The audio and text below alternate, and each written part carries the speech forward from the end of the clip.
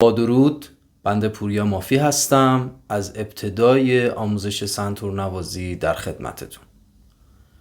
خب یک سری تمرین های مضراب داریم در صفحه 22. کتاب مد نظر، کتاب شیوه سنتور نوازی اثر استاد پشنگ کامکار. خب صفحه 22 رو که باز میکنیم میبینیم 5 تا تمرین مضراب برای ما گذاشته. پس از اینکه مقداری ما قبلش با تئوری موسیقی و نوت‌ها آشنا شدیم، لازمه که در این صفحه یه سری علائم رو بدونیم. خب میدونیم وقتی که اول قطعه علامت کلید سل رو داریم که نشون میده با توجه به 5 خط حامل که گفتیم همیشه با 5 انگشت دست شبیه سازیش میکنیم، هرگاه نوتی روی خط دوم حامل باشه سل هست و از این طریق میتونیم باقی نوت‌ها رو تشخیص بدیم. فقط مد نظر داشته باشید که این خطوط حامل فقط رسم الخط موسیقی هستن و ربطی به سیم‌های سنتور ما ندارن. خب پس از کلید سل 2 تا عدد رو هم شبیه به کسر میبینید نوشته 4 4. همیشه به این عدد که اول همه قطعات ضربی میاد میگن میزان نما. بعد 4 تا نوت پشت سر هم گذاشته و یه خطی کشیده که به اون خط میگیم خط میزان و اون علامتی که در انتها گذاشته که یه خط دولایه هست بهش میگن علامت پایان. خط میزان آهنگ ما، قطعه ما رو به 2 بخش مساوی تقسیم کرده که در موسیقی به این بخش های مساوی با هم میگن میزان. تمرین 1 2 میزان داره، میزان اول، میزان دوم.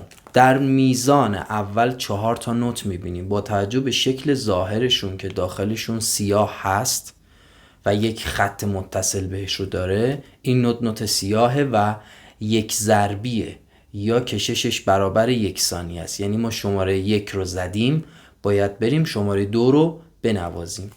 در میزان دوم یک علامت سکوت داریم. سکوت هم مربوط به نوت سیاهه با توجه به مطالبی که در صفحات 12 و 13 گفته که میتونید رجوع کنید مجددا اینها رو بخونید و به ذهن بسپارید. یعنی 1 ثانیه ما باید مضراب نزنیم و فقط اون 1 ثانیه رو بشماریم. مسئله بعدی این هستش که حالا روی چه نوتی باید باشه با توجه به جایگاهی که نوت داره و فقط هم دقت کنید دایره نوت کجاست. میبینیم که دایره نوت بین خط 3 و 4 قرار گرفته با توجه به اینکه خط دوم سل و اینجا لا، روی خط سوم سی و بعدش بین خط 3 و 4 دو خواهد بود.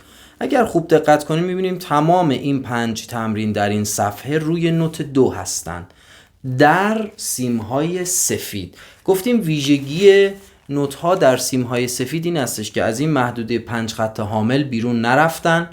نوتایی که مربوط به سیمای زردن اومدن پایین‌تر و نوتای مربوط به سیمای پشت خرک رفتن بالاتر. قدم بعدی این هستش که ما نوت رو در سنتور پیدا کنیم. سیمای سفید این قسمت وسط هستن، از پایین میگیم تا برسیم بهش می فا سول لا سی دو.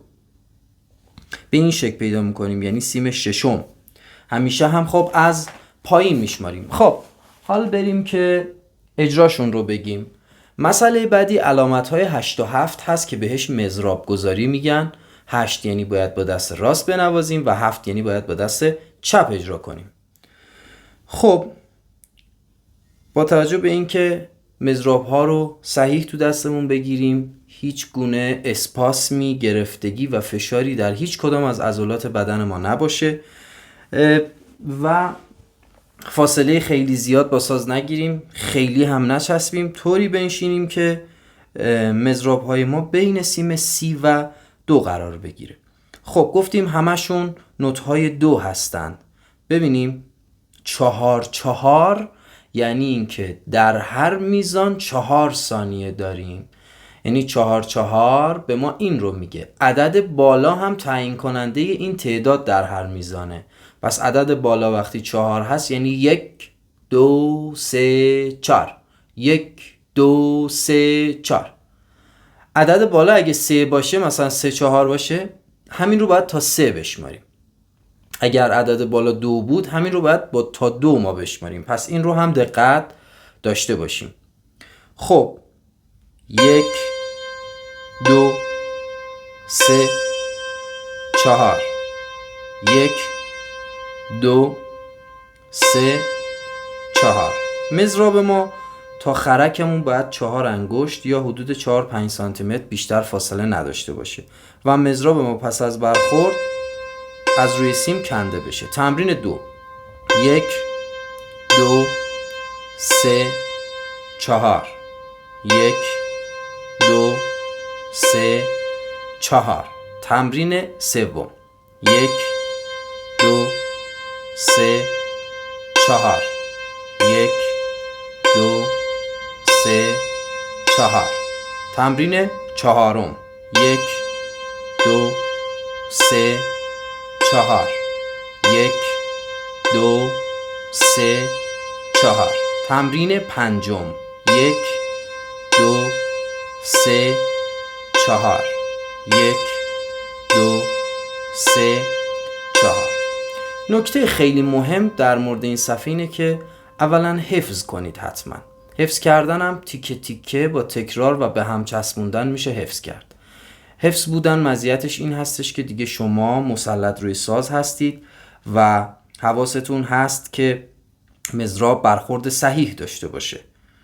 خیلی باید اینجا دقت کنیم عزیزانی که راست دست هستن دست چپشون کنترل نداره و در چپ دست هم بالعکس هست. پس سعی کنید که برخوردتون فقط روی همون نوت باشه، به نوت بالا یا پایین برخورد نکنه. بلند بلند حتما بشمارید و تمرینا رو حفظ کنید و به مدت 1 هفته روزی 1.5 ساعت اینها رو حتما تمرین داشته باشید.